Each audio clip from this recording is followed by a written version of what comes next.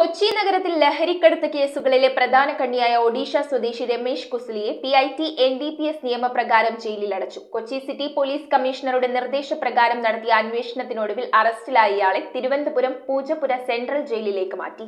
Kochi city പരിധിയിൽ തുടർച്ചയായ commercial quantity NDPS കേസുകളിൽ പ്രതിയായ ഒഡീഷ റായ്ഗുഡ സ്വദേശി രമേശ് കുസ്ലിയയെ prevention of illicit traffic in NDPS നിയമപ്രകാരം ജയിലിലടച്ചു.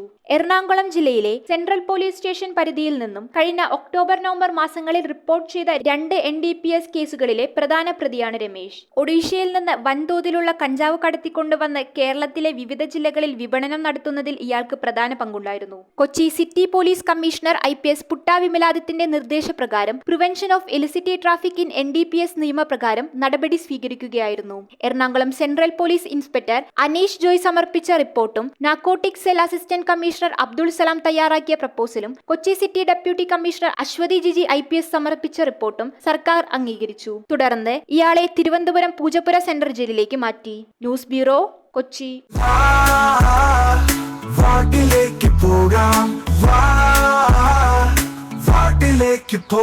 പുത്തൻ കുടകൾ, ബാഗുകൾ, നോട്ട്ബുക്കുകൾ തുടങ്ങി എല്ലാം സോൾട്ടിലുണ്ട്.